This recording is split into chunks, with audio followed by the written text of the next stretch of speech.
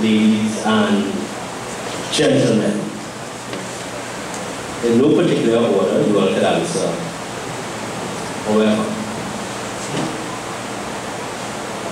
do you think discipline or being disciplined is necessary in today's society?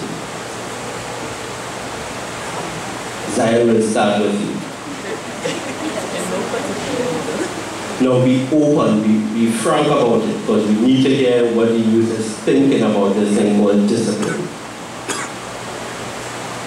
Good afternoon.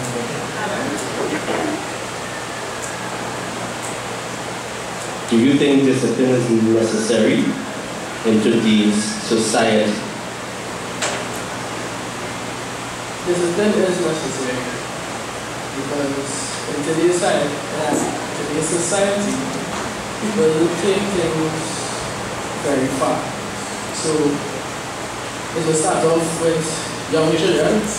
They will do something, and we will tell them nothing. They will get older, they will do something else, and we will tell them nothing. And then when the past big people do what they want. So discipline is necessary. Alright, so in essence, what you are saying that if you are not disciplined as a young man or a child, you will grow up to be a very indisciplined adult. Any thoughts on that, Ronaldo? I agree with that.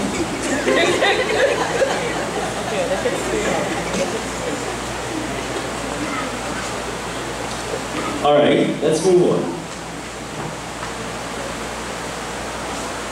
Kim, what form of discipline a child needs? Let's say a child, just let's say a child under the age of 10.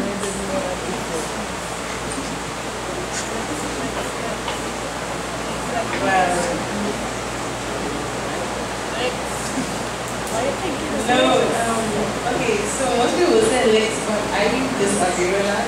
Right. Because legs, when you beat a child and then tell them, oh, I'm doing it because I love you, it creates an image in the child's mind that, okay, so to get love, I have to be beaten or in some way. And for me, I think it's more to discipline for a child at the age of 10. I think you have to do it by example. So you'll tell the child, okay, don't do this, and then show them why not to do it. Alright. Listen and listen to me well. You all do not disturb the young people when they are talking and be grumbling when they answer. Please. Is that understood, adults? Right. Now, if any young person wants to add to the answers, they can. The adults will have their time. Right? Jada, what do you think? Any form of discipline? Okay, tell me the form of discipline you think for a teenager. Because you are a teenager, aren't you? So tell me what form of discipline Charlene should have administered to you. I would say in terms of the child, I never got licked before. I probably get shouted at, and for me that's good. So if I just Charlene never hit you. Wow. Alright, okay. So this is our question to Ronaldo. Ronaldo, do you think parents today are too hard on the youth in forms of discipline? Are they too strict with the order?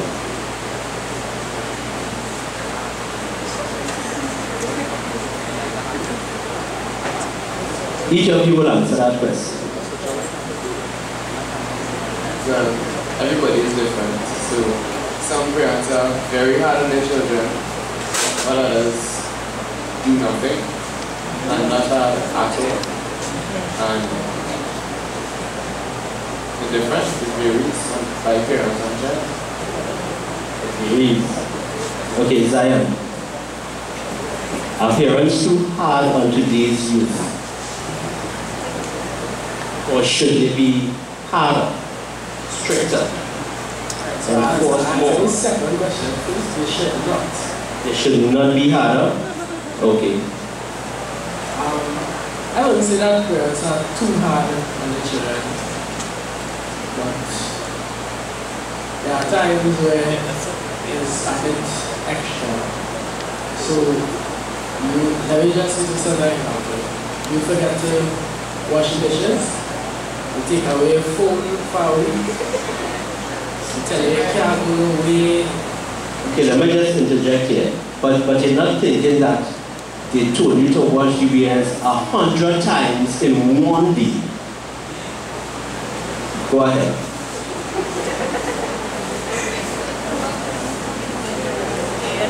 Well, sorry for interrupting you. Yes, I interrupted. I am sorry. I do apologize. My apologies. I do apologize. Go ahead, Zion. I'm sorry. I apologize. Go ahead. No. Yeah, but think again. Okay, Kim. What do you think?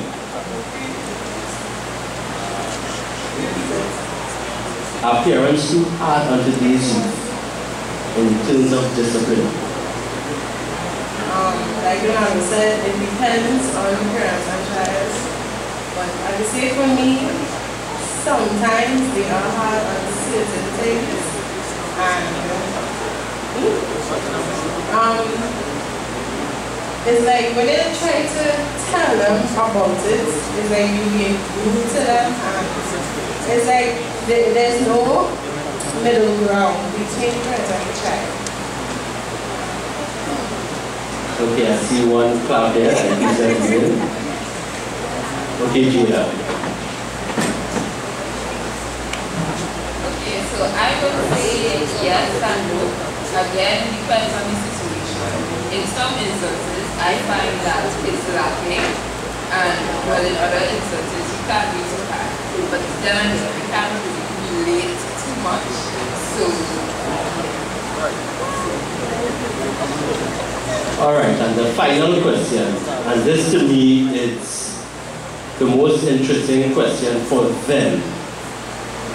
Who do you think should administer discipline to you?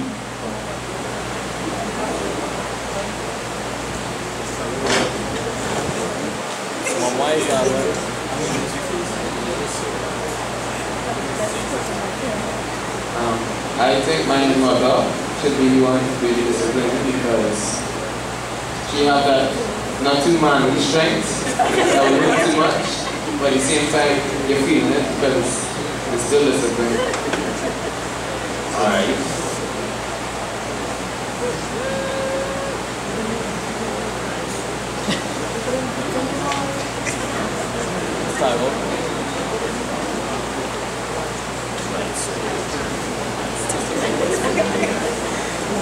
I will tell you why I think this is a very interesting question when they are to answer. Go ahead, Kim.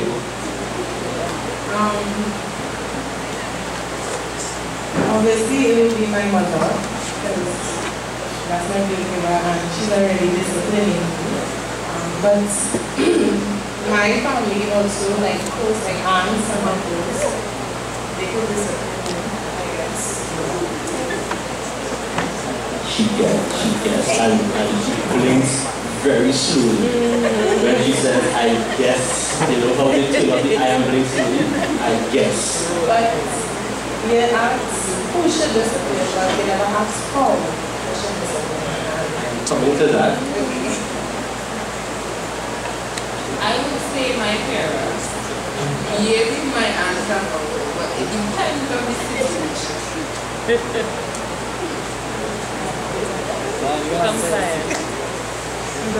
Well, again, it depends on the situation, because if you do something in school, it's not your parents or your teachers that will discipline you. And if you do something at home, it will be your parents. If you do something by your auntie, your auntie. So it depends on. If you do something in church. If you do something in church, then have Uncle Bill and Auntie Ann for that. Uncle Bill will tell you something and Auntie Ann will just hit you in the face and you will know. Alright, I can be quiet now. So yeah. Alright, the reason why I asked that question, because we are out of the realm where the village raised a kid, right? Whereas any adult could have disciplined me, and I am not talking about Lexi, but I am talking about they could have scolded me if I did something wrong. And I dare not tell my parents. And I am going to pray that they do not tell my parents. In today's society, the children will tell you, you are my mother. Yes, yes, yeah. So you can't tell me nothing. That is why I asked them, who do you think should discipline you? Right? And Kim raised part 2. How should they discipline you if not your parents? Or if not your aunts and uncles? Because it goes without saying, your aunts and uncles, I think, should discipline you. Or should be able to discipline you. But that is the next thing. So that is the last question for you all. Very last. Give me forms of discipline as teenagers that you think you should get. What forms of this? Because I don't think your parents would corporal punishment. I don't think so. So tell me what you think. What sort of forms of discipline that you all should?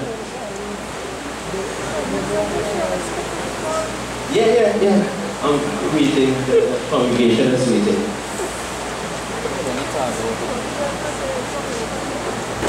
So for me, I would say, if you talk to me and explain to me where I went wrong and try to give me guidance, I find that sufficient.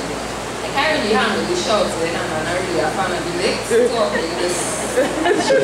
So just not Jada. So if you do the same thing again, that Charlene tell you, don't move that bench. And she tell you why not to move the bench. And very soft. And how Charlene speaks very soft and nice. And you went and move it again. It's very honest. It's hardly like that happened. No, just say it happen. But it couldn't.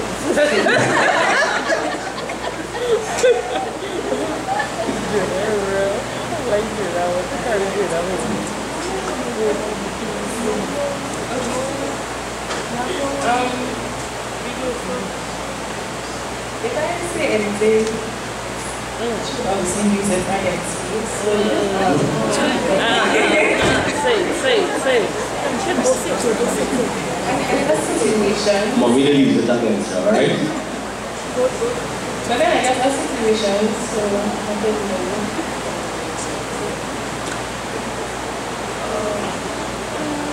Some form of... Sorry? Oh, Sam, you have something to say? I'll come to you just now, Sam. Let's say disobedience. You disobey your mommy. What your teenagers do? Okay, you play video games, something. I don't know. So just say some form of disobedience. Don't what? Oh right, rudeness as we see. So you roll up your eye when your mommy talk to you. What do you think should happen at that point in time? I will give you all that story about Rona just. Well, I think she...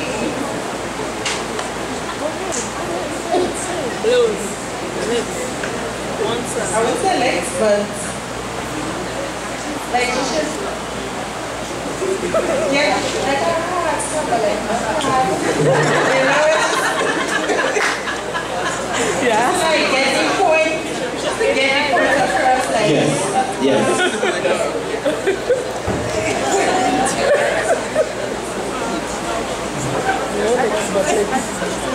Ronaldo, tell us. I really want Sammy and I forget it, right? Ronaldo. With the rule of I think I would slap your friend. As a friend, don't disrespect me. Right? No, not too hard. I wouldn't abuse you, but don't disrespect me. So I'm okay if my mother slapped me for disrespect. I don't like disrespect. Yeah, alright. Okay, okay. Zion. Alright. Oh boy. Let's see. I agree with everybody else. Yeah, we slap. Because the level of discipline that you apply to that child or situation depends on the situation. So, for the rule of my thing, I slap who you will not be at the road. But extreme situations like, go and make a wake up, go and make a wake outside. Then I'm ready to that's how that's a bit extreme. Sam. Okay, let's hear what Sammy has to say.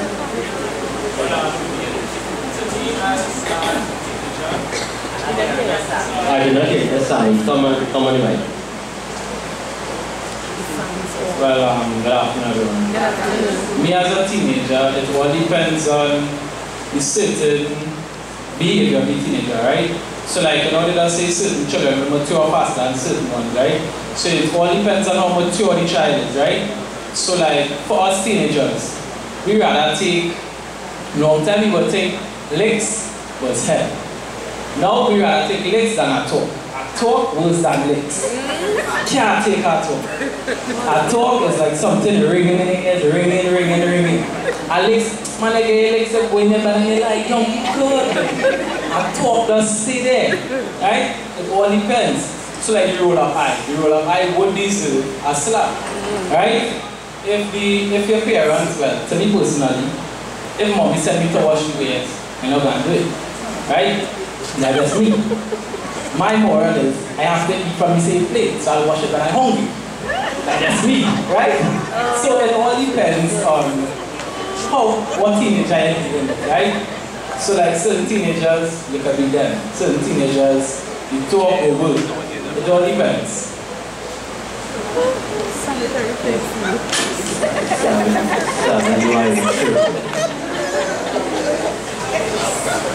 Sanitary place, sorry.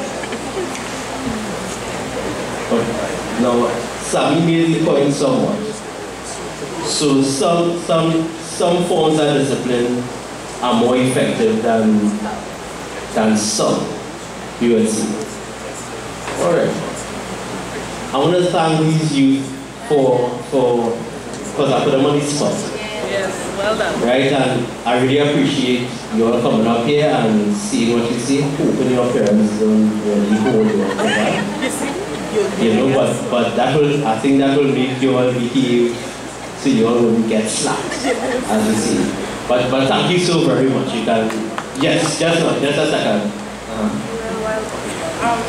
I know everybody's saying, oh, I'll slap this thing, but now I realize that a form of like discipline for our parents probably is to take away the phone, the tablets, the controller, you know, and it's, to me, I think personally that it's kind of a good thing, but you see when you want to take it away for extended periods of time, for a stolen thing is like, it's excessive. It's excessive, but you don't think what you did was excessive? Well, yes, I do, and I mean, over a period of time, I'll have time to think, but you don't think that you should meet in the middle and, you know, take agreements. Thanks very much. Okay, I like it. Alright, thanks a lot. You all can go back to your seats now. Well done. Woo! Amen.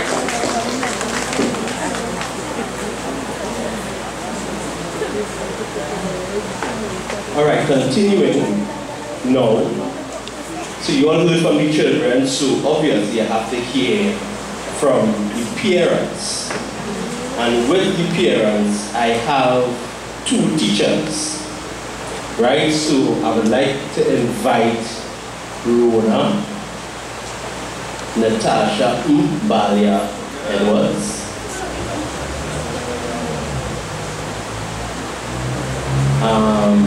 Rona is a teacher. She teaches QRC, only boys school.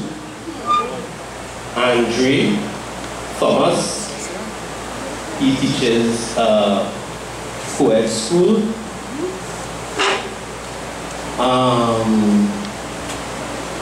Brother Eddie, strong father. He's a father of boys. Carl, father of girls. So you see what I'm doing here. And David, father of both male and female.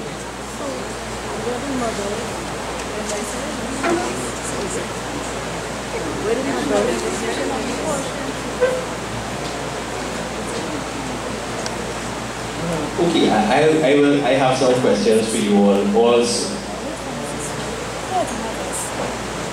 So first question, you know, every time you talk about discipline, first thing comes to mind is licks. Believe it or not, when you talk about discipline, the first thing that comes to our mind are winter beating. We had names for whips in our family. Uncle Bill had Love, and then we had Excalibur. Daddy had the Vengeance of Moko.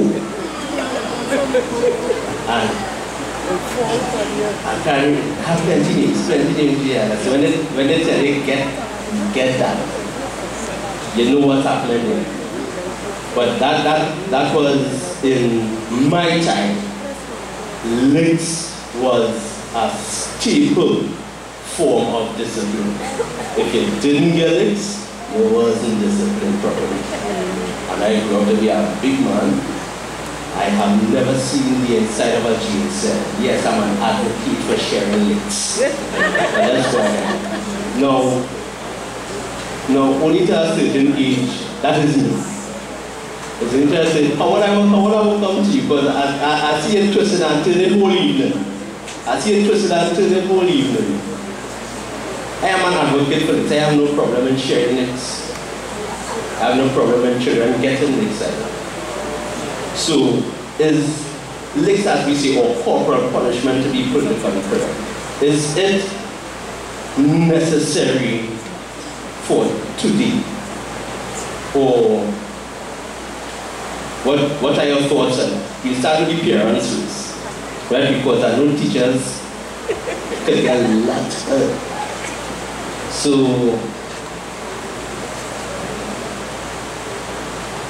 good afternoon, everyone. In response to the question, I would say that it depends.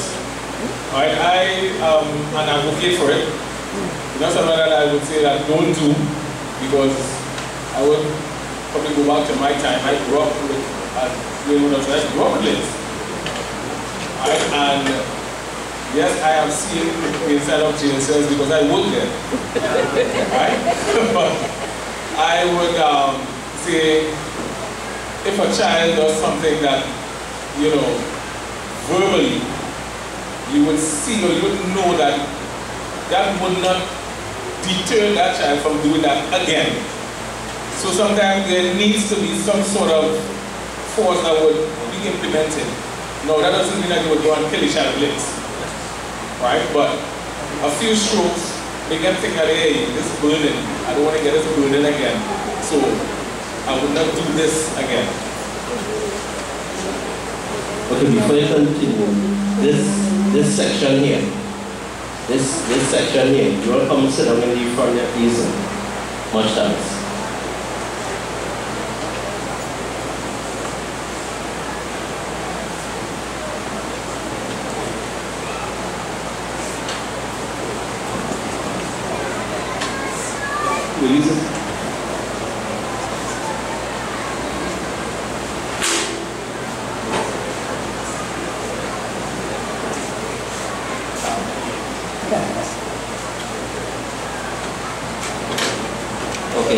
interesting that I go next.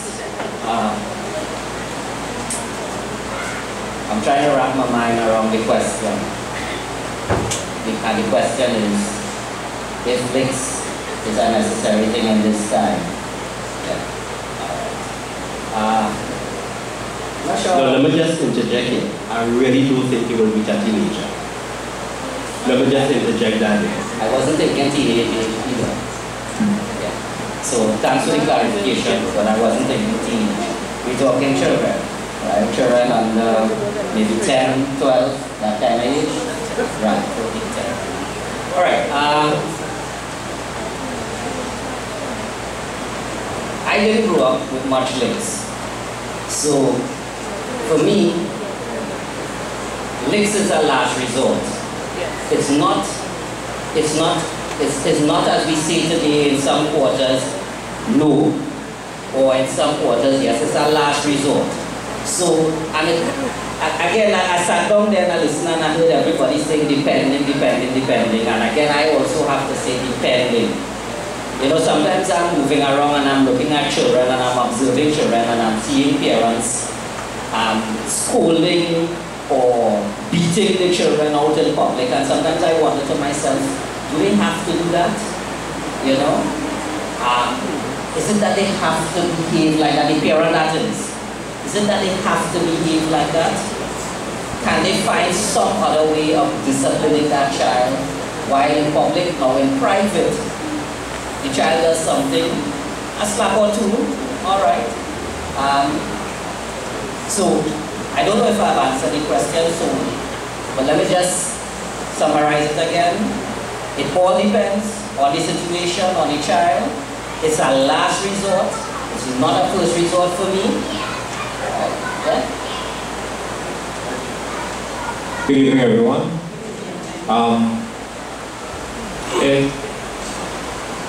A number of things run into my mind as to how relevant this is. I see parents trying to, of course, the first thing is that the connotation of discipline is always linked to punishment, corporal punishment. That's a misnomer, it's not correct. I need to re-establish that again. Because without discipline, we would be alive here today. It is because of the discipline of God that your heart beats at a certain rate, your blood passes a certain direction, your arteries are for some stuff, and your veins are for some other stuff. All that is because of discipline that God has this entire universe operating under. Alright, the sun doesn't rise in the northwest today and decide to rise in the south, southeast tomorrow. No. Discipline is something that allows order and allows function and harmonious function. So that's the perspective that I would want to see the word discipline take on, as opposed to a retaliation to something that you consider to be right and wrong. The other thing that I want to establish when I'm thinking about whether links is pertinent and relevant is that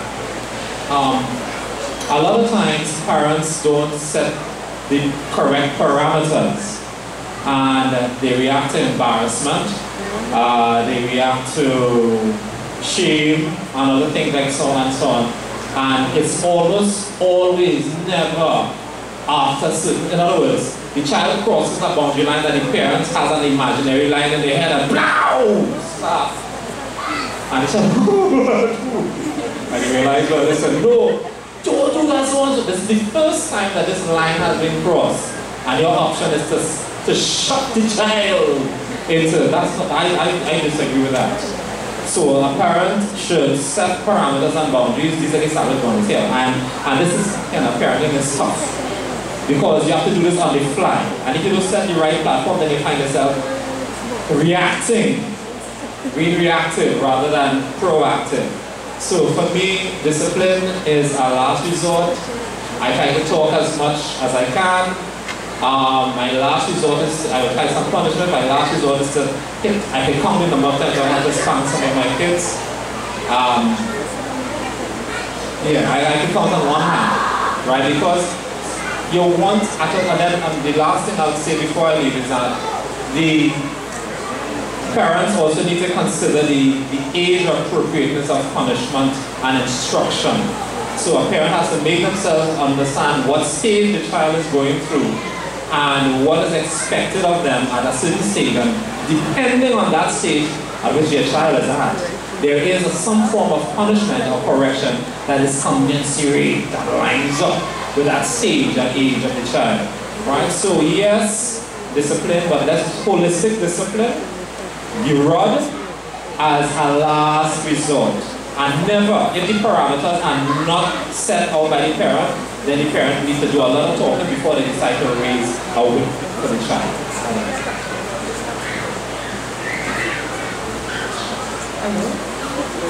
Okay, I just want to say a couple of things before I answer the questions. One, discipline must come hand in hand with love. If you do not set a loving environment, a safe place for whoever you're disciplining, whether in my case is a student or in the case of a parent, a child, then the discipline will fail, whether it's mixed or any other form. The child must understand that whatever the form of discipline will take is coming out of a place of love and concern. That is the first instance. Secondly, discipline takes many forms. There are many different types of disciplines, right? So what I'm hearing here is corrective discipline. So in response to something that somebody would have done wrong. However, there is also preventative discipline and there is supportive discipline. Corrective is the last step. If you have not done the first two, then, like David says, it is a shock to the system because you did not put things in place. So for instance, even though Dwayne is saying that we had belts and straps and whips, it wasn't very often and it came after a series of other steps, so it came at the end, right?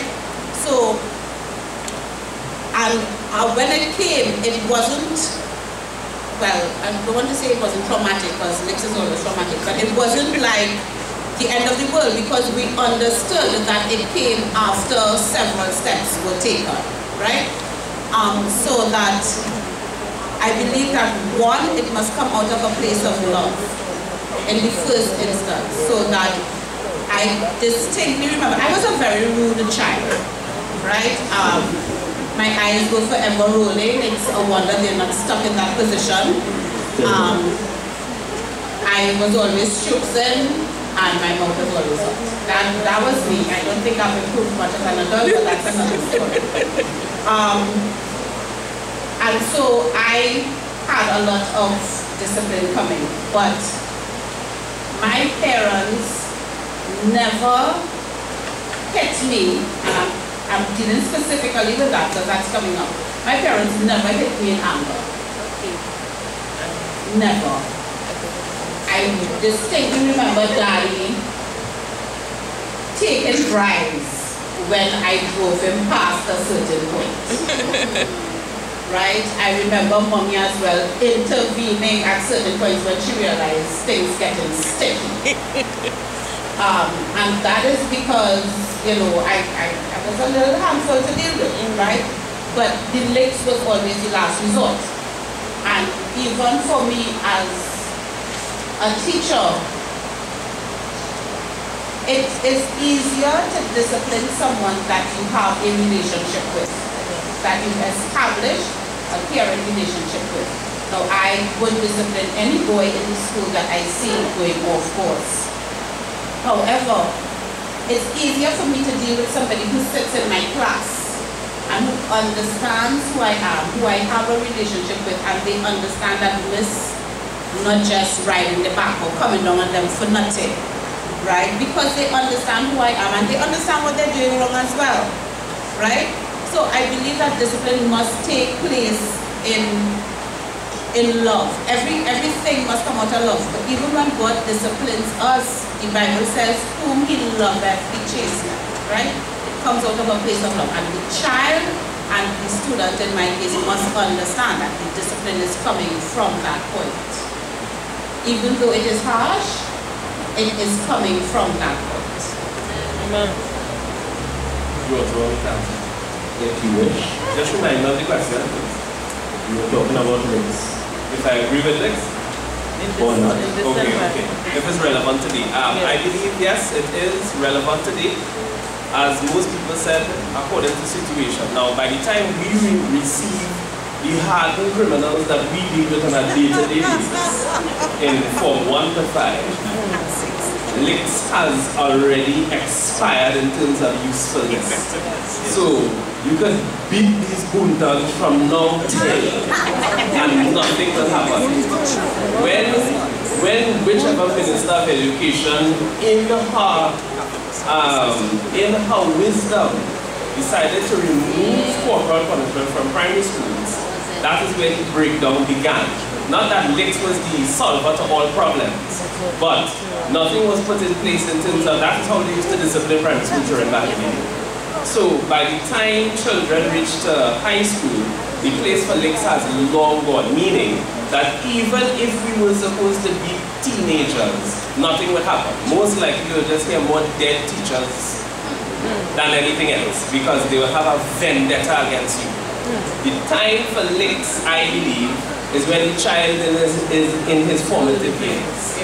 Right? And I'm not talking about, because I witnessed a parent who was an abuser. That was not licks. That was, you know how they say licks like bees? This was licks like chili bee. Because it was like every time she beat the children, it's like call the ambulance one time. So that is not what we're talking about, right? We're not talking about abusing children. But I agree that a lash or two is fine. But to me, the most effective time for the administering of that type of punishment is when the child is in his or her formative years.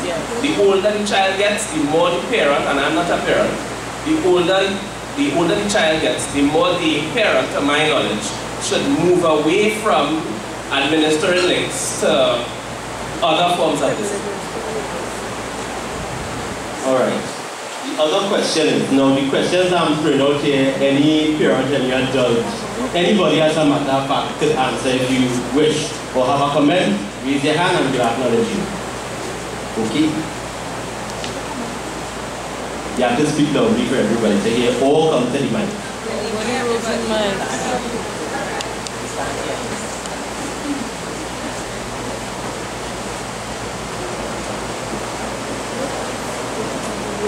Good evening, everybody. Okay. I'm a single parent. So when it comes to discipline children, if you look at the world today, commenting on the past lifestyle we had growing up with our parents, licks was definitely part of the bargain. Right? Even the neighbor was allowed to give you licks. Yeah? Because it takes up to this to children. And today we're like, oh, they can't tell each other nothing. Kissing and not anything in public, and you can't say nothing to them. So you what they want. So they need to get that punishment from 3 o'clock before they reach 10. I agree with that. So when they reach teenage age, talk with them, be their friend, or like be your friend. Hear me. Because if you look at the world today, teachers have to deal with the brutals. Yes. No, this is true. They have to be really good because we did discipline and we study to be their friend, we give them to enforce whatever they want to do, and it's not making any sense. The word says, if you hearken unto my word, you'll get a blessing. Don't hearken, you'll get a curse. Isn't that a love punishment? If it says this, those kids you are not 45, you have to get them the whip. You have to give it to them. So, what we have today is from not being in you. I'm sorry to say.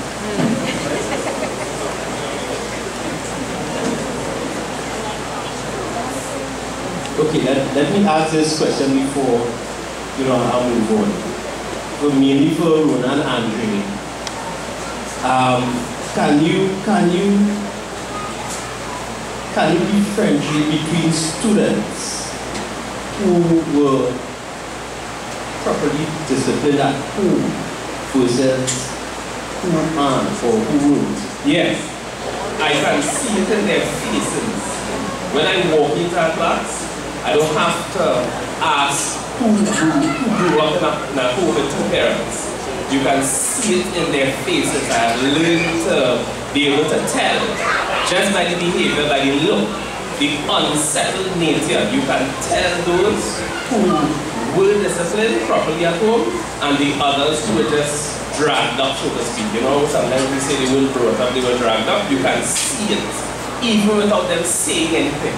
It's all around their personality. They give it off in their pores, wildness, and indiscipline. It comes out of them because it's inside of them. So I could see it definitely, clearly, no questions asked, which children were brought up properly and those that weren't. To a large extent, yes. It's very obvious. I'm not like Andrea, I'm not as skilled as Andrea. I can just look at their face and figure it out. But from very early in my interaction with a class, I can tell those boys who are getting consistent discipline at home. They have rules to follow. They have a structure that they must adhere to at home. And so it comes about very clearly in the class. They're much more settled. It's easier for them to follow the rules and work within the structure. And I am even talking about, now we have all sorts of learning disabilities and all that. Even those boys, because I have taught several autistic, ADHD, even those boys, even though they have learning disabilities and they have special circumstances, if they have structure at home, it is still easier to deal with them. You understand them and you can deal with them from their point. Any child that does not have that structure and disciplined atmosphere at home finds it difficult to exist within our school environment. I'm not a career teacher, but I did spend a little segment of my life teaching. And in response to that question as well, that's what Andrea and Rona had to say, is that there were two students particularly in the class, one of the classes that I taught, and there was this young chap, and every time he came to school, whether his work was accurately done or not, but you have the odd mistake here and there, his homework was always done. And I could tell he was always neat and clean and well kept. It was in an age where now today's time, you know that parents would sign off on their children's homework and so on. Back then, that wasn't a common thing. And it wasn't, well, you do your homework and you do your homework, fine. But in this person's book, this person's parent every time signed off on their homework. And I was like, wow, this person has really good parents. And then on the contrast and contrary, there's just those that just edgy all the time. And what they see at home, the imbalance of power in their households, you see them acting it out in the classroom. And you can tell, listen, the discipline here is not high, and on the contrary, the discipline on the other end is high. As a matter of fact, one of the students that I taught has a very well-ordered family in this church. The CPN, or Dwayne is not here. Dwayne Lawrence, right? And Dwayne has grown up to be a really fine young man, and it's out of that same thing where there was discipline, proactive, and reactive discipline within a certain structure that helped him to be the young man that he is today, running his own family, and I'm sure doing a good second generation job and so on. So you can tell immediately, and the results also tell. Brian. Continuing on a point that David made a little ago, there is this perception. You're not hearing me? No. There's this perception that young people today are disrespectful, right? Yes. I don't think there's a perception, right? Right. Just develop on it a little bit. And one of the reasons for that is because of the way parents today will socialize. For the most part, you know, we got licks, we got discipline from very early and so on. And so the way we spoke to our parents, because of the way they were brought up, was a certain way. So you're not free to express yourself, you know, too graphic and that kind of thing. And you know, even though you felt that you were right in a particular situation, you were not allowed to, you know, vent and so on. That's my experience. And so there's a challenge with me now, accepting that kind of rhetoric. You know, there's a challenge. But it's interesting, you know, because David made a point, and I think that is something that parents could start, at least we could start seeing some, you know, hope, a ray of hope with our children. And that is setting, you know, the right parameters. Because if you speak to me in a way that I perceive to be disrespectful, I become, you know, a little irritated. All right. I become a little irritated with it. And my reaction might not be, you know, in the best way in terms of disciplining this child, helping this child to understand that the way they're speaking to me is not appropriate. So the first reaction of the parent will be, you know, I couldn't speak to my parents. I cannot accept that because that is, you know, unacceptable behavior. But what I have come to discover is that in today's society, with the children that we have now, they have been cultured to speak and express themselves freely. They have the laws of the land allow for that kind of thing as well. And so when they relate to us in that kind of way, you know, we sometimes, you know, put up a block, I would say, and deal with the disrespect there first, ignoring what the child was trying to say. And I am just, you know, suggesting to us this evening that as a way of moving forward, this whole issue of disrespect and discipline with our children, we start looking at, you know, how this gap between us has been affected, find a way to relate to this child, and find a way to, you know, get this child to understand your perspective as well in terms of how you would. And the young children made the point this evening, we might want to discard it a little bit. But they were talking about finding some middle ground.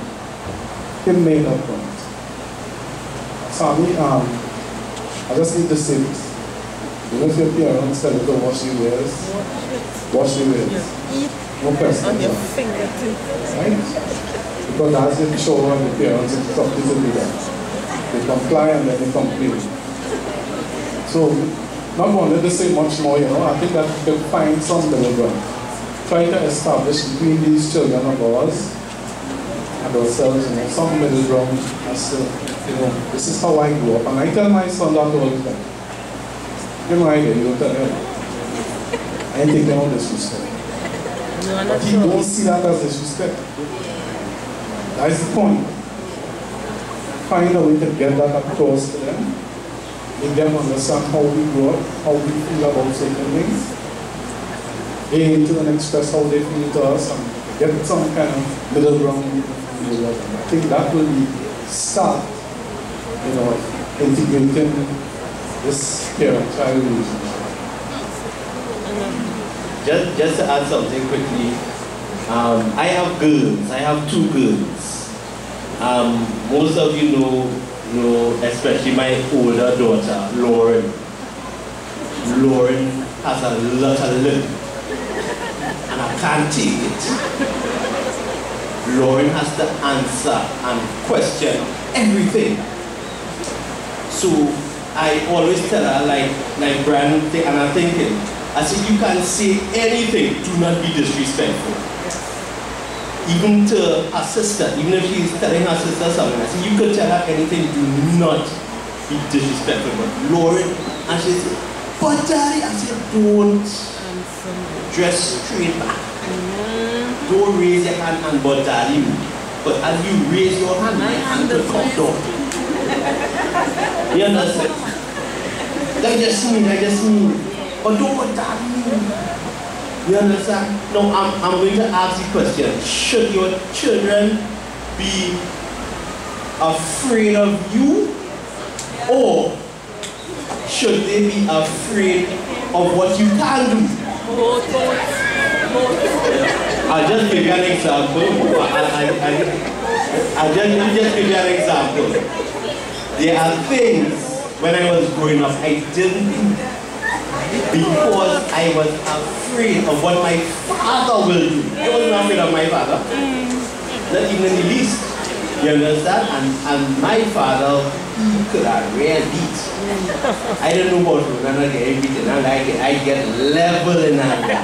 You understand? Denzel and I, we can testify to that. But we were not afraid of our father. You understand? But there are things that, okay, let me give you an example. And when we go out, like when we were much and we go out, Daddy used to say, you all leave this house together, you come back together. Right? Yeah. Denzel was a little wayward. So Denzel was making his own turn. But Rona and I could have never go home without Denzel. Never. But Daddy would have deal with us. He wasn't dealing with Denzel. He would have deal with Denzel at Rita, but he would not deal with Denzel. Because he said, they leave together, come back together. You understand? So I'm asking. And we were afraid to go home, and we had to wait nearly 2 hours by Cleaver Road corner in the dark waiting on Denzel, and we dare not go home. But we had to wait on Denzel, and Denzel comes smiling. But if we went home without Denzel, it's chaos. So 2 questions I'm going to ask here. One is, should your children be afraid of you, or afraid of what you could do?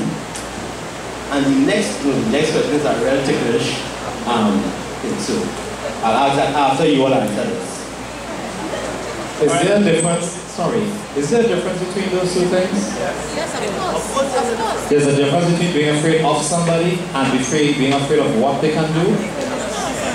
There's something, the lines are blurred between them, I don't know. Very big difference.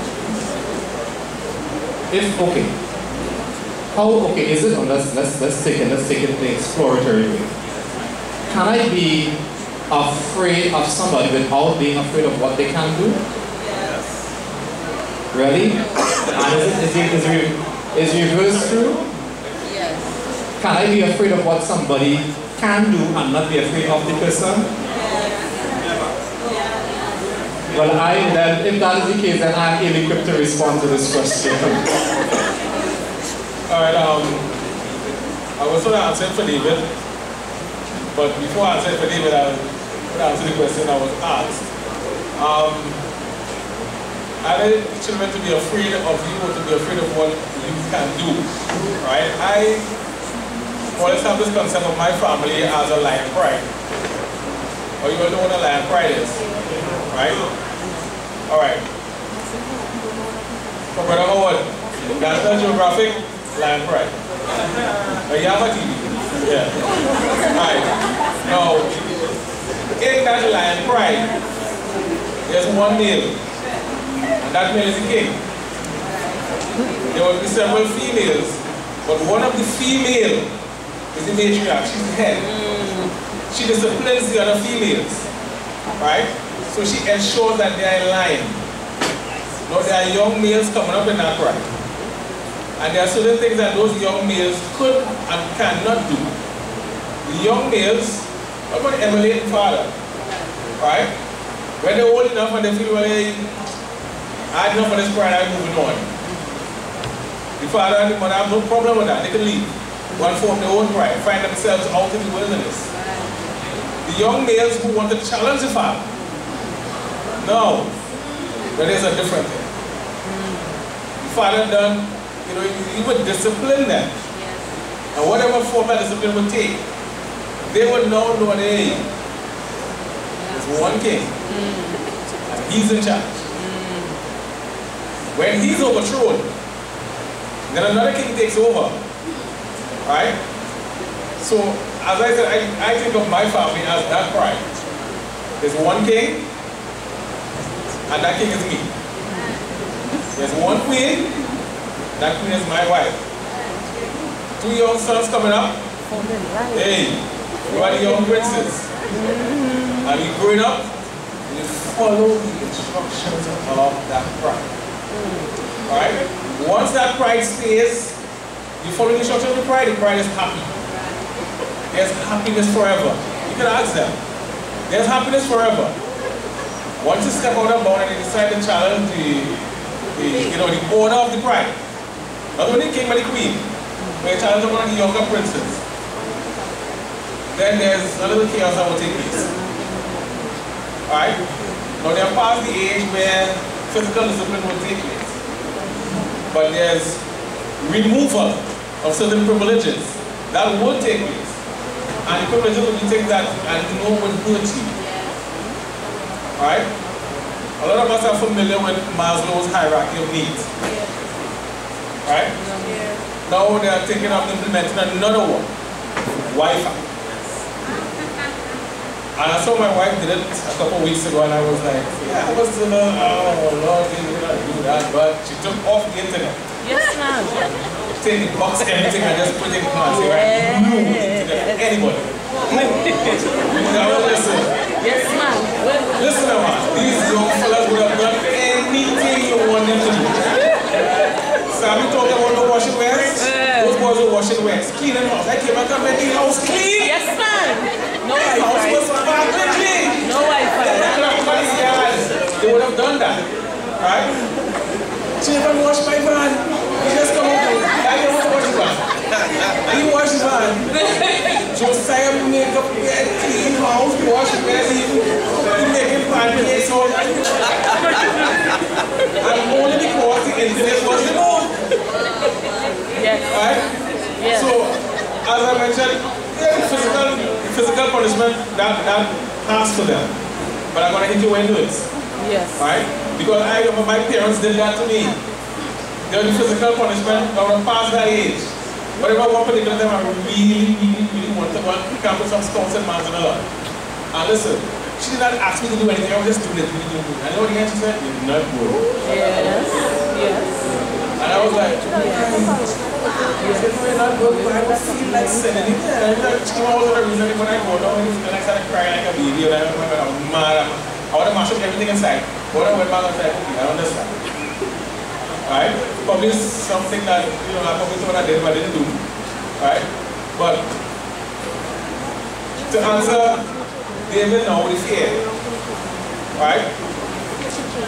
You fear someone, but don't be afraid of what they can do to you. Right? Now I work in an environment that is very high risk. A lot of my colleagues were murdered because of steps that would have implement certain things that the job requires you to do. Right? Now because we have the mature buntas. Right? We don't have the buntas that don't attend high school. We have the buntas that graduate with doctorate and masters and all the different things. So they come in with their influences. Right? They were like Dr. Buntas. Right? We are not afraid of them. Believe me, we are not afraid of them. But we are afraid of what they can do. If you understand what I'm saying. You understand what I'm saying? Yes, sir. I'm listening to you. Okay, yes. We are not afraid of them. They are not afraid of us. Either. Right. But some of them are afraid of what we can do as well. Because there are certain things within the aspect of the law that we could do. And sometimes I think that, hey, Brother John was talking about using certain chemicals like the street plants, and I was then just go to my feeder farms and buy some, But what is a good word? It took me 29 years there, a couple more to go again. And but as parents, we have to discipline our children. It is mandatory that we do that.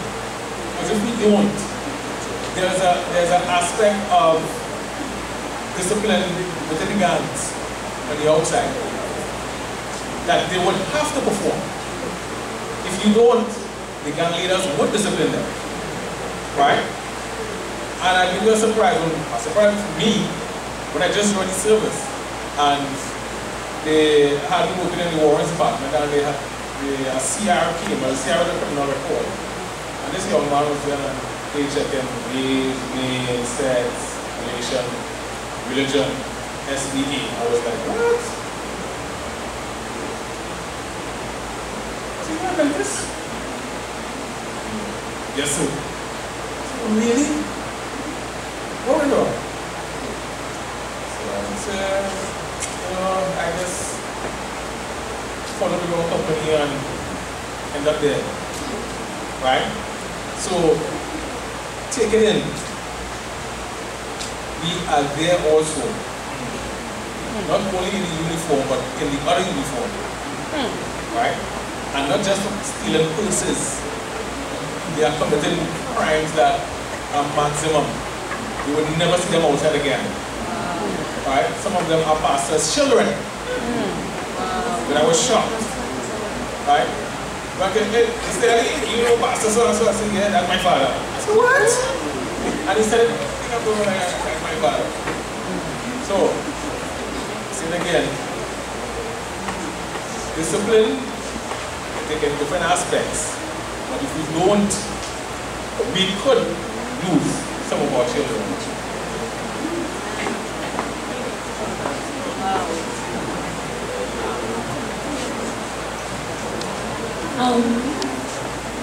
Not to answer this particular question directly, but in terms of discipline, and I remark about it almost every Sabbath because I see it happening every Sabbath. We're here speaking about disciplining children. I am a firm believer that parents in and of themselves must be disciplined in order to discipline our children. And that is what I determine as leading or setting the right example. Sometimes we want to discipline our children for something that they're doing, but then they can easily say, but mommy, I see you doing that too. Or daddy, that's what I see you doing. I remember a day while we were driving, Tony used to say, I'll bounce you, come on, I'll bounce you. Then one day, Denise is in the back seat jumping up and saying, I can't wait to get big to drive. I'll just bounce people.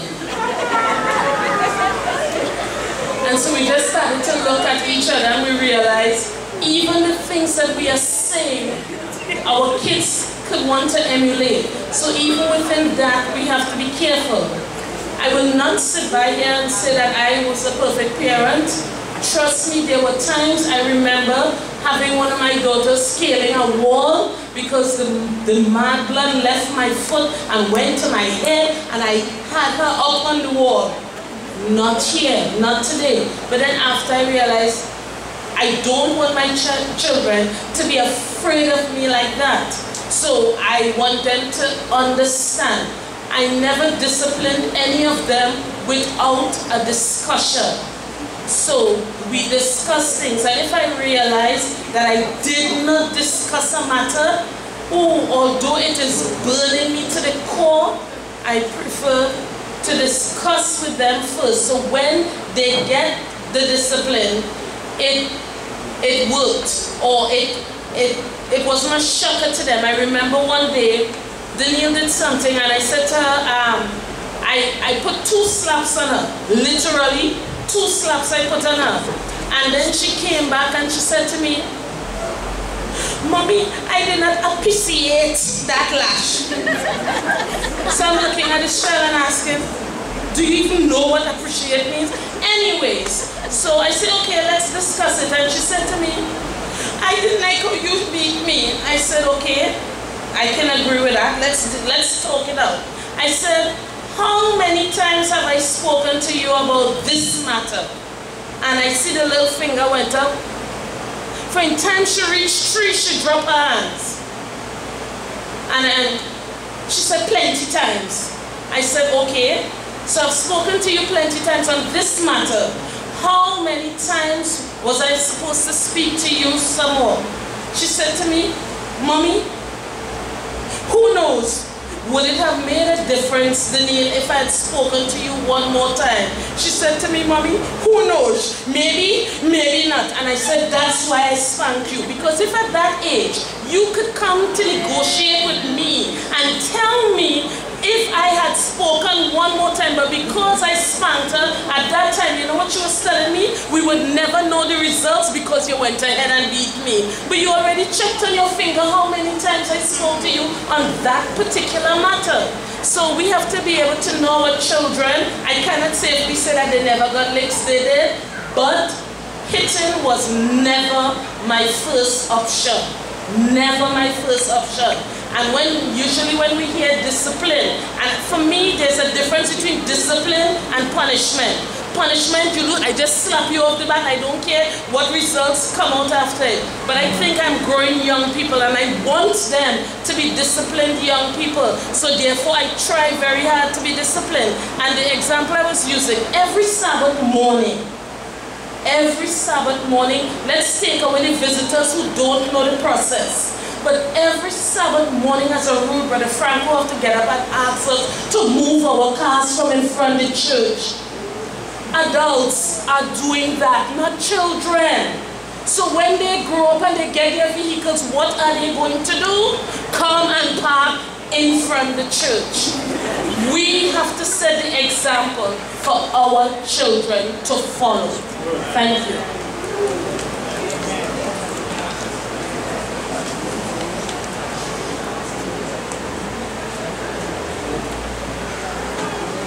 I just have 2 more questions. This one was 3 more.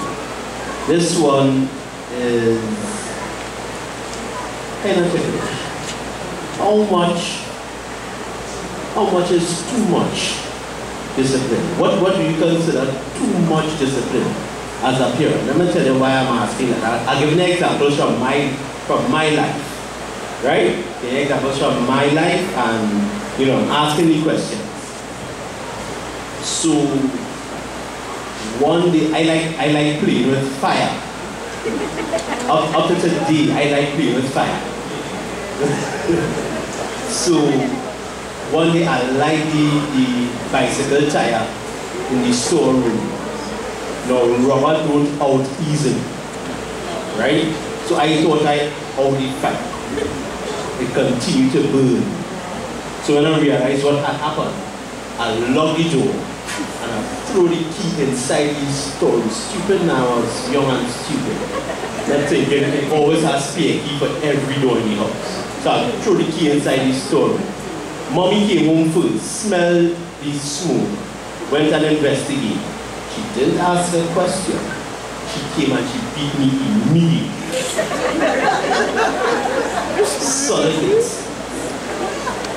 I was in the bathroom bathing about, let's say, 15 to 20 minutes after. All I remembered was the shower curtain open. I saw a broomstick. And I get excited from that. But I figured out it was Daddy after. But I just seen the broomstick coming. Right? Because he knew he'd ask a question. He just smelled and see what went on inside the storeroom.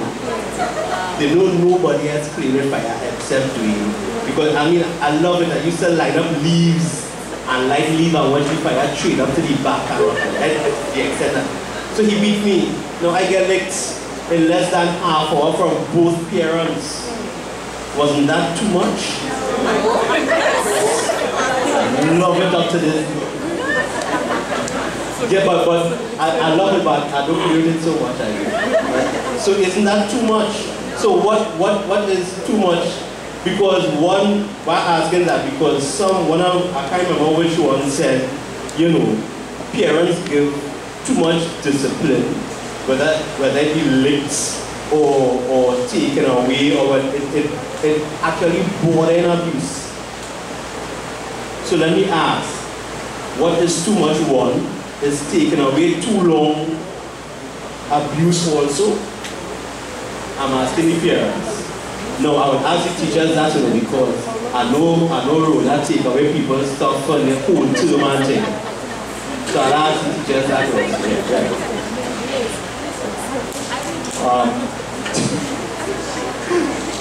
Listen, too much. Brethren, we gotta go back to what is the objective of discipline.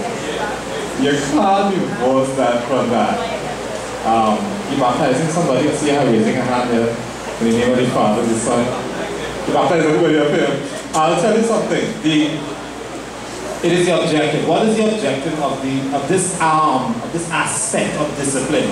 Now remember, as we talk about this, we need to keep the holistic thing in our minds. It's not only reactive after a boundary or a limit or a parameter has been crossed. It is also preventative and proactive.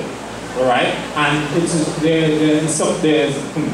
I hear this word mentioned here. There is something, the desire for discipline is restorative. Yes. So you have to think about this before we answer that. Again, that's the fact that we said. What are you beating the child for? What are you disciplining for? Because you want to restore or you want to enhance. You want to teach a person to be able to govern themselves later on when they're on their own. Too much next. So you'll wait until you beat the child until they see the skin wave up and they start to want to burst. Right, you stop. What if you don't have an objective as to what kind of restorative action or attitude you want to see, you can end up without you setting parameters in itself, you can end up over abusing the child.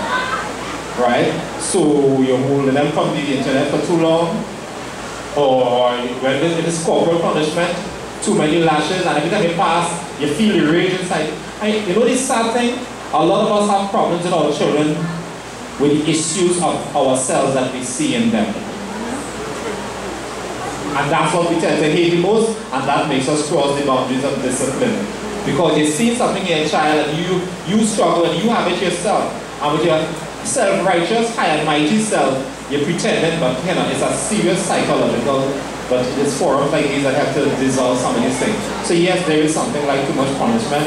Never forget that you want to restore. You want to restore. If I keep you in a state of, what if God was to teach us that way and keep us in a state of perpetual state of punishment? No.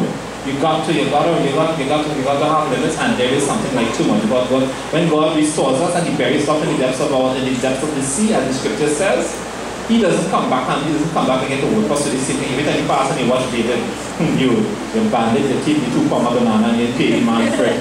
He doesn't do that. He forgives you, He forgives you. But there has to be limits. There can't be something that's too much.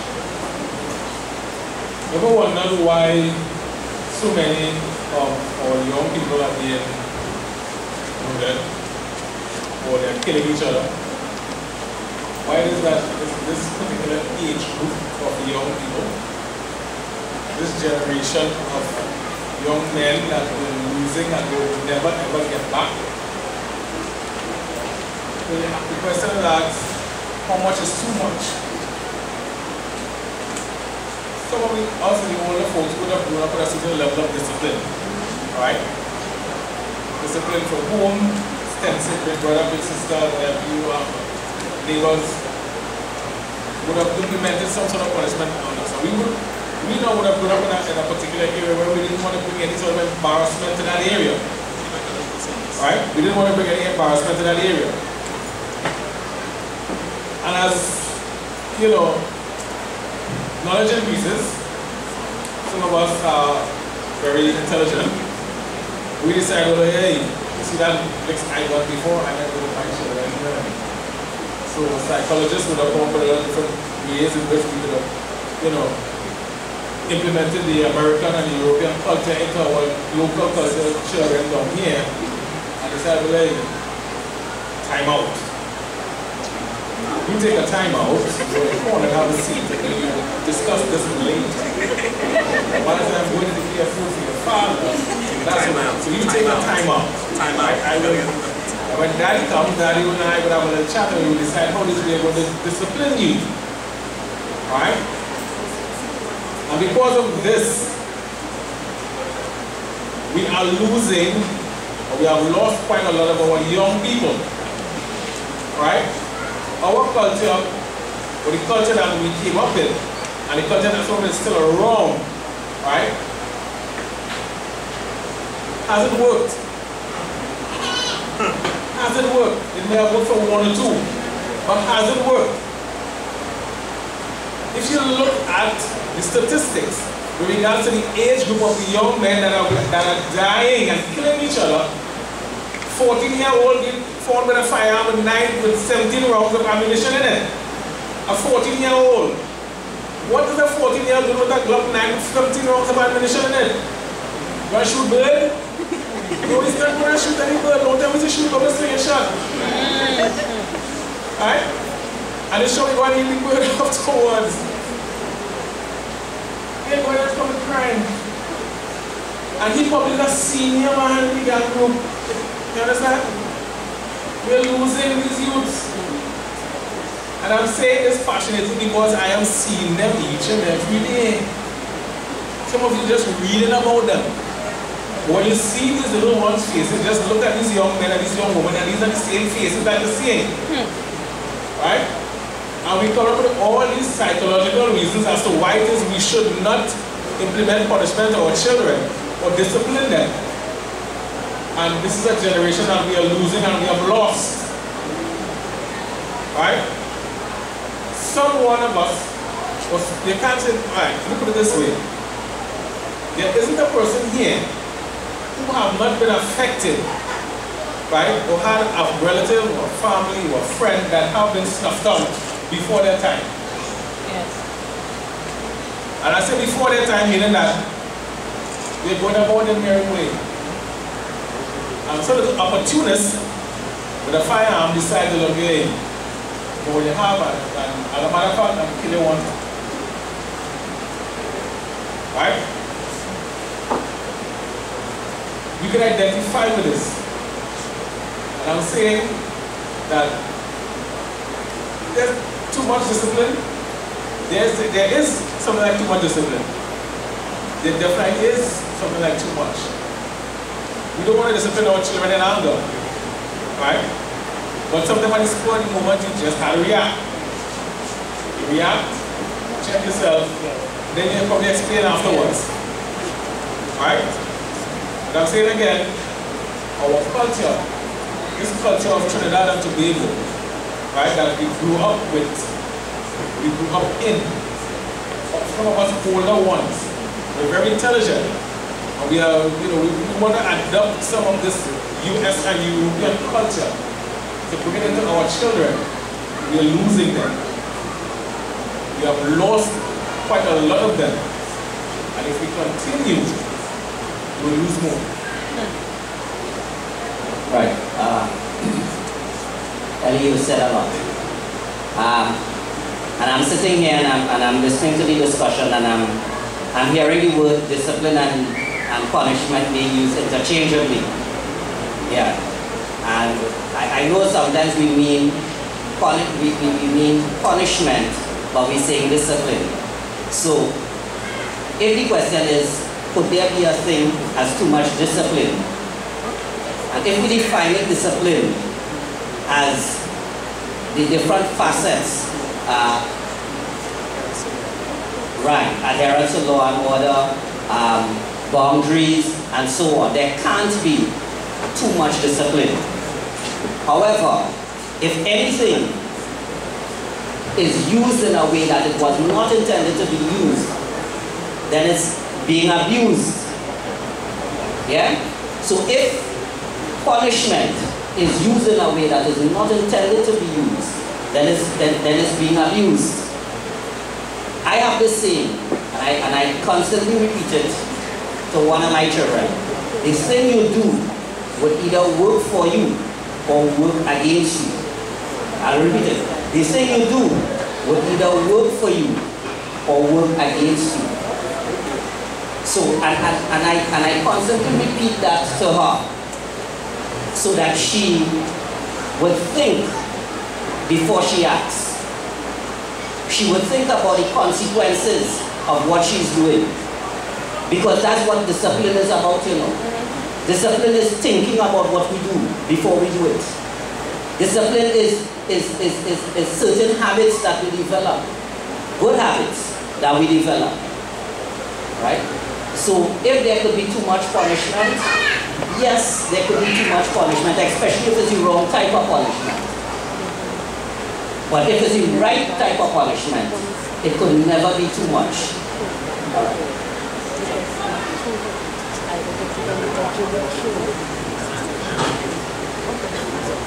Too much or too little? Yes, definitely. There is something that's too much discipline. Whether you want to call it, let's talk about punishment. There is something that's too much punishment, and there is also something that's too much discipline. For example, let's say discipline takes the form of withholding privileges. Like, let's say the parent doesn't allow the child to go somewhere. I have seen parents who have reached the point where the children could go nowhere at all, absolutely nowhere. And to me, that is getting to the point of too much discipline. Like, they can't go to any places, they can't line with their friends, they have no privileges, absolutely none. All have been revoked. And to me, all of those cases end up where the old people have a saying where something with a wild goat, I can't remember the whole saying, but basically, if you have a pet, a dog or something like that, and they keep the dog in a kennel all the time, as soon as the door is open, what the dog will do? Like mad, like wild. So children still need the opportunity to be able to make mistakes and to have privileges. So if the point reaches where they have all privileges revoked permanently, and it's just punitive measures over and over, I think that there is, yes, something that's too much discipline.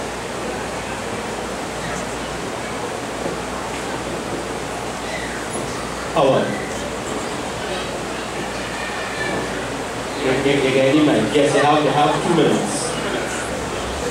Well, I would like to announce part 2 of this will be held next Sabbath, and I will be in charge of that program. I heard a lot this afternoon that I am truly disappointed with, as a Christian first, and as a parent, and as an elder person in Christendom. I think we are confusing and we are bordering on absolutes. So we are on either end of the spectrum to start. I really like the fact that a teacher understands that relationships are important in terms of guiding children. So Rona, yes, I applaud you, because some of those boys will beat the daylight out of you if punishment, meaning licks, was still an option. To the second teacher, the person who removed that is part of a UN convention that Trinidad and Tobago signed on to. Because if you think the government and the Minister of Education removed it in a vicarious manner, you need to go and do some research. If it was so helpful and could be remedied by bringing it back, why hasn't it been brought back? We have signed on to certain conventions that protect children. Dealing with the pride, the king of the pride. For you to take your family and liken it to the Lion King is pathetic, to say the least. Because that is not how human beings ought to operate. Just a minute, Let him speak. Let him speak. Part 2 will be next week. Human beings have brains that God has given us. Animals aren't thinking in the sense of how we logically deal with issues. So it's a whole different thing altogether. But I've heard you as a prison officer talk about dealing with people that you have responsibility over. Let me leave you with this. Hurt people, hurt people. What you are seeing is the manifestation of children being hurt.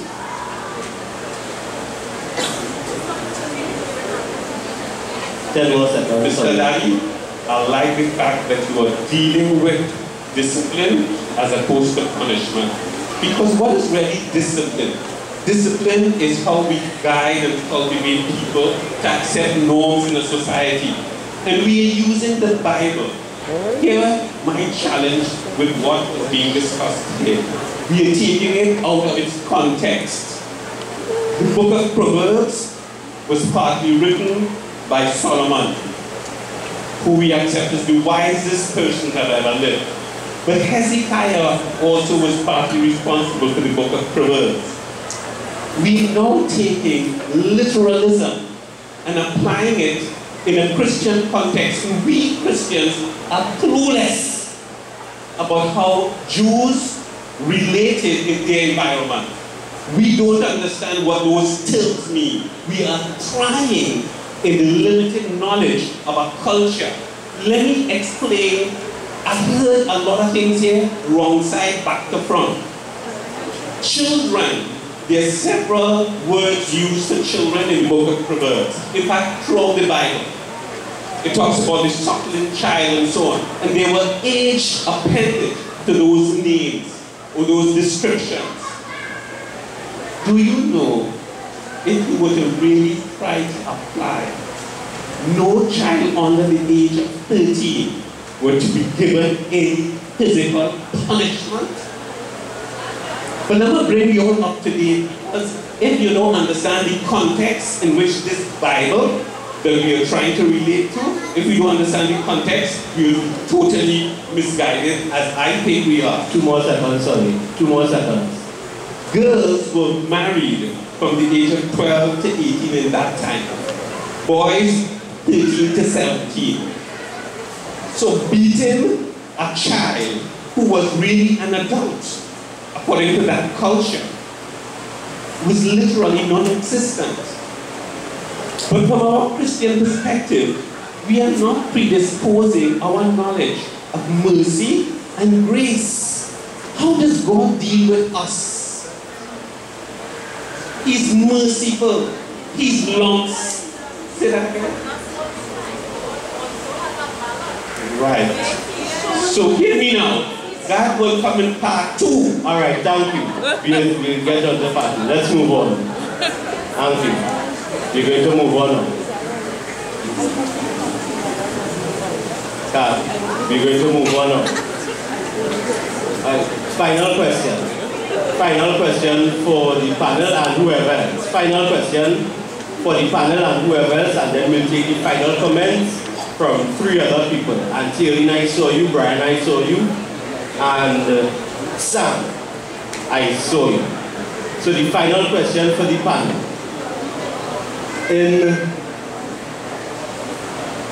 Do you see there's a need now? This is the men's program, and you can see I have fathers on it. Right? Yes, Andre is our father. Whether he wants to believe it or not. Right? Yes, Rona, you are mother too. Yes. No, Rona, you're not our father. You are mother. Right? The question I'm going to ask, is there a need, or should we place more emphasis on strong male role models, examples, and males? Is there a difference where males give discipline versus a mother or versus woman? Should there be more emphasis on males doing that? Should there be, or do you see a difference where there's a strong male presence? I'm not saying our father because we are single parents here, and there might be a strong male in that family, whether it be a grandfather, an uncle, a friend, or whoever. Do you see a difference where males are present? Let's start with teachers, please.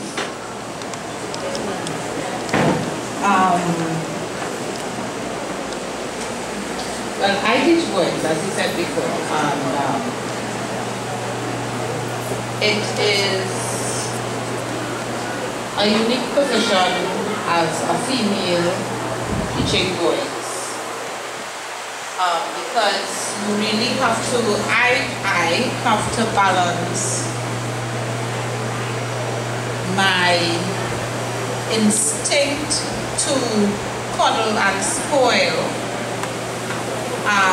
with the need for being a bit tougher than I would prefer to be. Understand what I'm saying? Boys and men in general, by nature, are more aggressive, right? And if I come across as a victim, they will victimize me. Leave no doubt in your mind about that. I don't present myself as such. I'm a very strong female. I have no problems with that, and the boys understand that, right?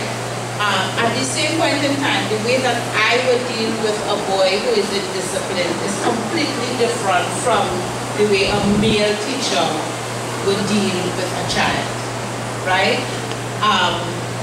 So that I am sure that Andre's response to something would be completely different from my response. And don't get it twisted, it's not that my response cannot be harsh. Ask any one of my boys. I can be very harsh if it comes to that. But somehow, even in the midst of that, it doesn't, I can't even explain it. So that one particular man on staff always tells me that you may be in these boys, especially my older boys who would have been with me for like 7 years, right? By the time they reach number 6, they would have been with me for 7 years, and you may be in these boys and you have them to spoil, and you know, that's why they always come and cry to you. But I still have to discipline them, and it's completely different from the way a male teacher disciplines them. And sometimes, even though the consequence of their action will be the same, they prefer it coming from me. Even though I'm telling them the exact thing that the male teacher says, somehow they prefer it coming from me. And I believe there is a very big difference.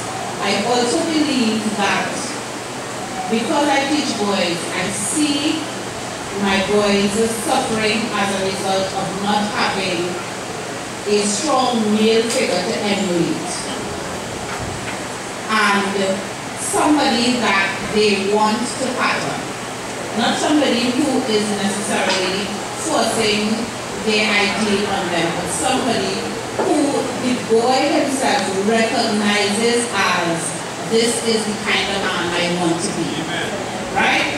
And because we don't have that, especially, and I'm talking specifically about the education system here, in our schools we have very few men like Andre, right? We have more like me, females, and some of the men that we have, well,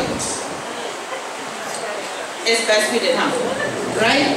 So we have very few men like Andre who are strong males who the boys want to be like.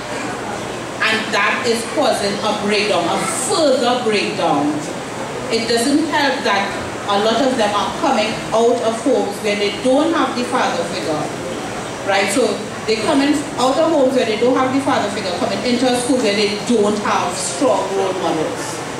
So there is a definite breakdown in society, and it impacts negatively on us females. Because the rise in male-female violence is not happening by chance, and it is because there is nobody teaching these young men how they must treat with and respect a female. And I'm being very honest, I cannot teach him that. Yes, I can insist, and he would respect me because he would understand that Miss Kato will not accept certain behaviors.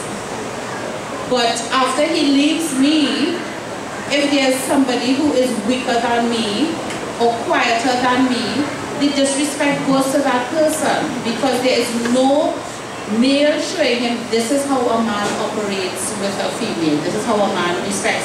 And if you listen to the songs that they listen to, you'd be alarmed. The movies that they look at, you would be alarmed. And I am not by any means very holy and don't listen to secular music, and I'm not that person. But if you listen to what some of them listen to, you will be alarmed. In terms of how they treat with and deal with females. Right? So that lack of a strong male presence is affecting our boys, it is affecting our families, it is affecting our society. I see it at one level, and I know when they leave me, unless that behavior is turned around in some way, arrested, stopped, not arrested like is arrested, but in terms of stopped and changed, then it only progressively gets worse. Just a little announcement, Adventurers has ended, so if you need to go get your child fees, they need you to come get your child fees. Thank you. That's a second meeting. When everyone on the panel is through with their final statements, then I will seek final statements from us. I am just asking, if I have the question right in my mind, if there's a difference between, say it again? Between men discipline as opposed to females and the reaction. If there is a need for that entity. Yes, yes.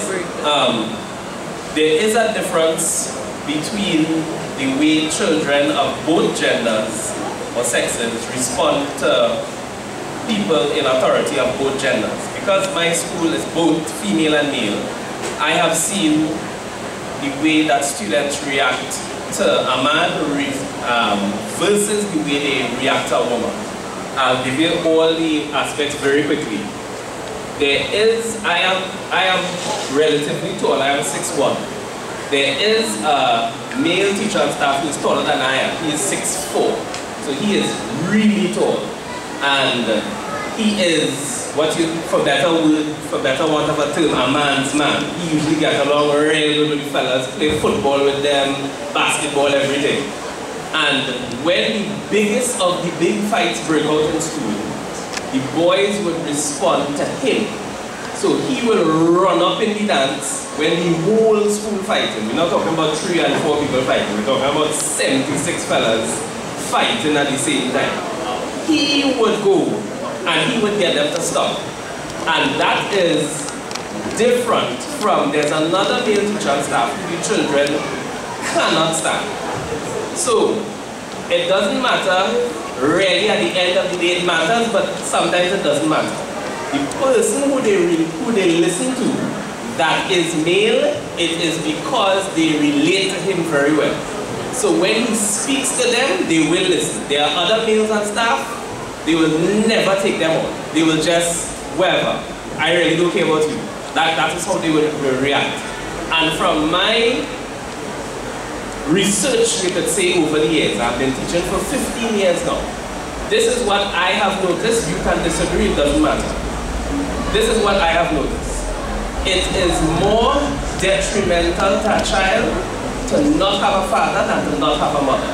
That is what I have realized throughout my tenure as a teacher. Yes, that's true. Children who don't have a mother but have a father, they are responsible, they're respectful, they both girls and boys. But both girls and boys who have no father, most of the girls turn towards promiscuity and most of the boys turn to gangsterism because they are looking for that father figure, so to speak. So to me, yes, there is a difference between the way men discipline. Even, last thing I would say, even when a baby is crying and a man holds the baby, the baby acts differently. I wonder if anybody has ever witnessed that. Yes. Somehow the baby reacts differently when the father holds it. I don't know what it is. But yes, so this is just me re-emphasizing the importance of fathers in the home, fathers in society. Presently where I teach, we have about 5% parents and 95% people who had sex and keep the child. That is what we have. We don't have parents. We have children, we have people who didn't abort the child and it eventually grew up and it's in school now. So they don't instruct, they don't care. The only time they will come up in school is when they take the food. Because as Brother Ellie said, on Maslow's hierarchy of needs is now Wi-Fi on top, before air and breathing and shelter and clothes and all of that. And the cell phone goes along with that. So males have a very, very, very important role in discipline. Yes, that's my contribution. I would strongly agree with what was said before in regards to males, the presence of males, strong males within the family, in the family. My mom died when I was 17 years old. And my father had that responsibility of guiding me as an only son from 17 till the age of 33 when I got married. He died that same year, so we never got a chance to really be at the wedding. Right? If I more or less think back to his form of discipline, right? I see in myself a lot of things that he used to do, character-wise, strong and silent. He had a particular look, that he would look at you and you know, hey, in a straight now. Right? He did not say much. I remember one particular time when I was at primary school. And my mom, she died when she was in Jamaica, and that particular Tuesday was a couple of weeks before common entrance. And I told him, Daddy, we have school tomorrow. That was Wednesday. Thursday, they went up to Toko and he did all the thing and he came back down. But his sister lived just behind the school that I attended. And I don't know what probably Lord directed him to go and visit his sister that particular day. Came home and me was happy about offload stuff in the vehicle and did everything, and when he finished to do everything, now he goes to Ennis. I'm going to say never school today. So there's Larry. And his response was, and just as he was responding, the belt was in his hand. And he said, so what I saw in the school today, monkeys, and there was links. Right? When he finished, he said, I am not as educated, right? I didn't write my name and that sort of thing. But I want you to be better than where I am. Right? And here's the reason why. After my mom died, he was like a solace. There's some things that he did habitually that I didn't really follow. He used to smoke and that sort of thing. So I never smoke. Drink.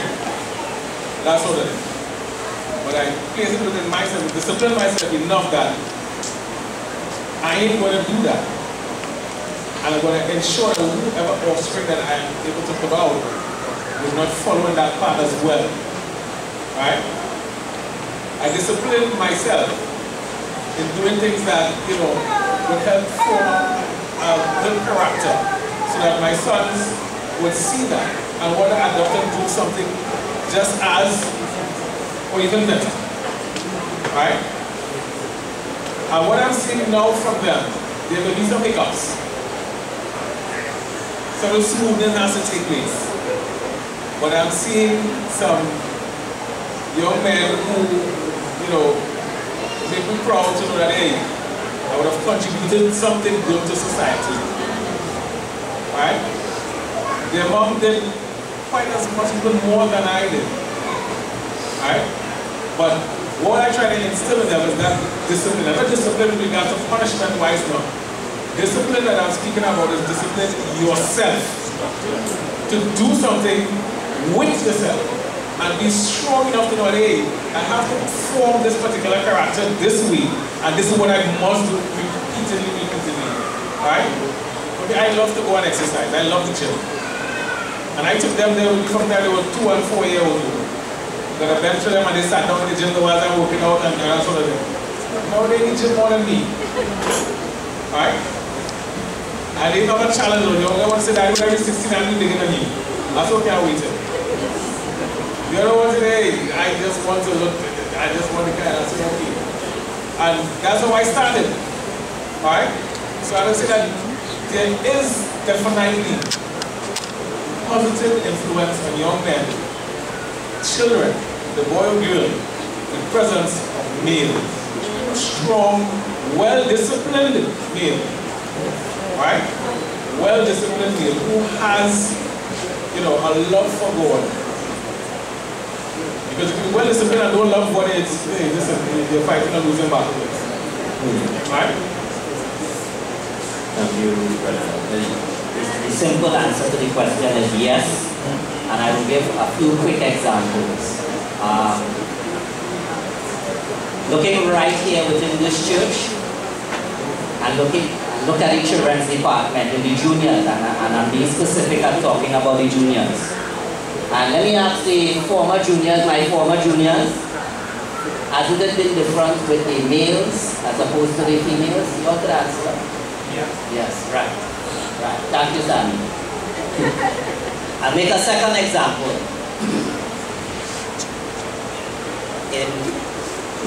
In junior church, brother Uncle Bill usually just has to come and stand up. And even when the children are being a little bit rowdy, they will simmer down. That's a second example. I went to the school that Mona teaches currently, but of course I didn't go when she was there. And I was an undercover kind of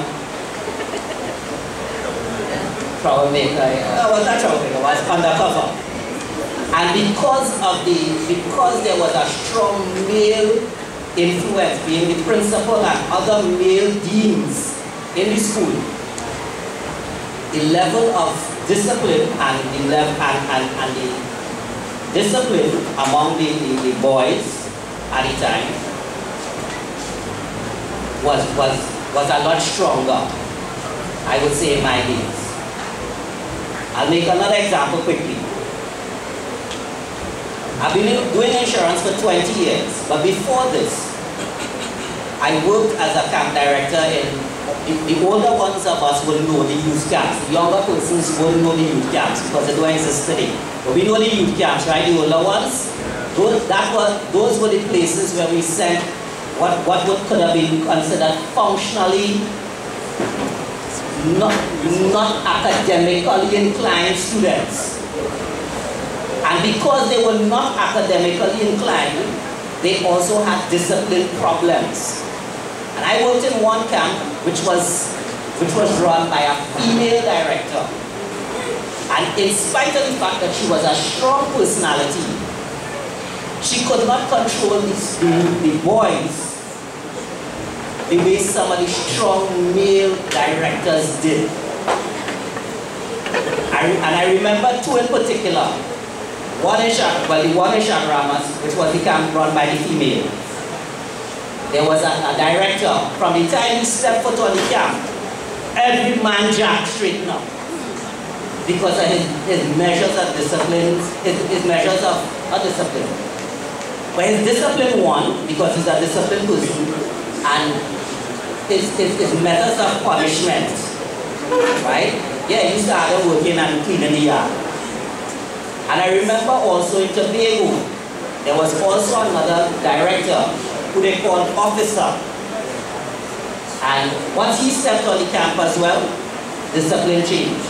They were always well aligned. I was young, so I didn't get the kind of respect that I wanted until I read a book. And And the book is called How to Win Friends and Influence People. And I started using some of the methods in that. And the method simply was of creating relationships with the persons that you're dealing with. And I got the kind of responses that I was looking for. I got the students to become more disciplined because of that, even though I was considered to be their age peer almost. And to just end, I have a friend who separated from her husband. And I sat here and I listened to the presenters before we talk about strong males and so on. But there's still always a place for a male in spite of, and I preface this to say, she separated from her husband, but her husband is gay. And she's currently having a challenge with his lifestyle. And she separated her children from him because of other influences. And she's now experiencing a problem with the youngest child. And she said to me just recently, I wonder if he's acting out because he's not able to interact with his father. And the simple answer is yes. Even though the father has chosen a gay lifestyle, the fact that the son is not able to interact with him is causing him problems. I'm not condoning, homosexual behavior, but the mere fact is the children still need to interact with their father. So that's it.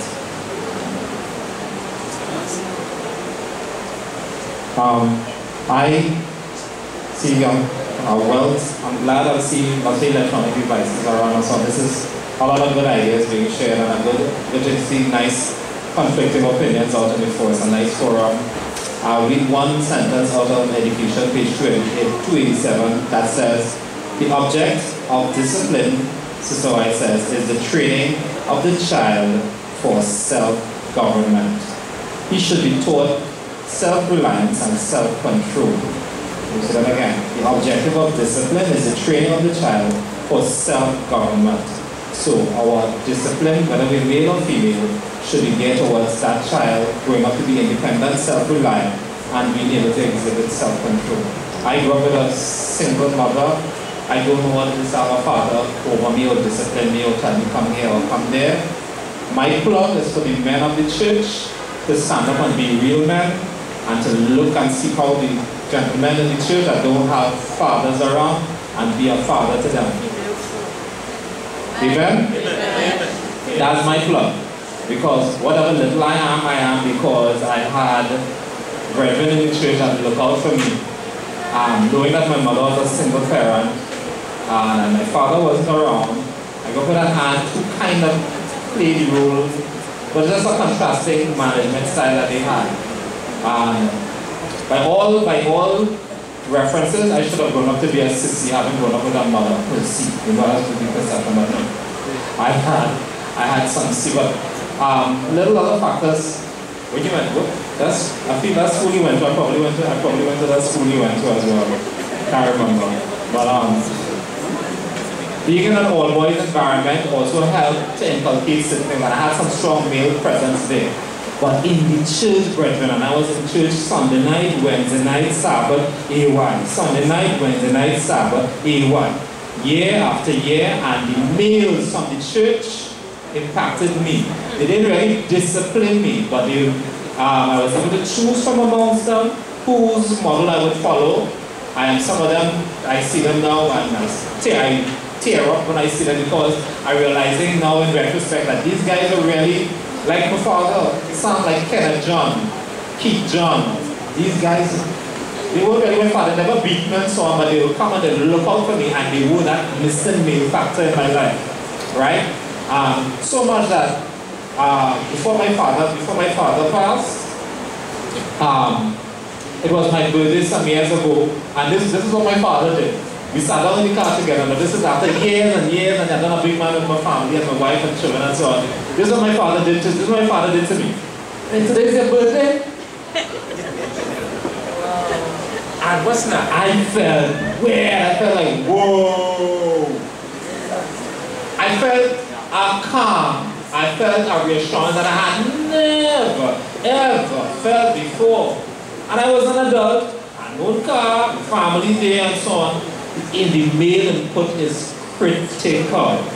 And as I said, to end again, we repeat, if you don't, the men of the church, seek out the young fellas in the church that don't have fathers and reach out to them and be that missing male factor in their lives, and maybe they will grow up one day to be really fabulous young men for the Lord as we await His second return. Alright, thank you so very much. Because of time, I cannot take any more comments from the congregation. Sorry about that. So, in closing, I will leave you all with this. Proverbs 22:6. You all know it. Train up a child. The children need some form of discipline. And punishment goes along with discipline. Don't feel bad because you have to punish a child. And punishing a child don't mean licks. Punishing does not mean licks. But you have to administer some form. Some form. If you love your children, you will administer some form. And to close, it is easier to build strong children than to repair broken men. Let's stand for prayer.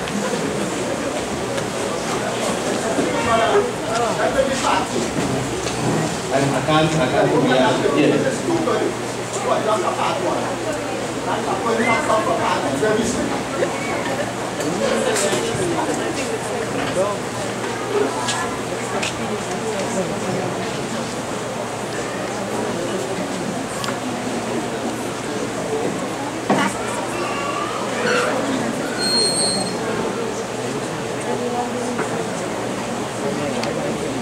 let's go ahead and close our eyes. Dear kind and loving Father, we thank you for what has transpired here this afternoon. We thank you that you are God that gave us examples to follow and we need to follow them. You gave us the Bible whereby we can learn from. As we are about to go home, dear Father, we ask that you guard and protect us and take us to our homes in safety. All these mercies I ask in your dear Son's name. Amen. Amen.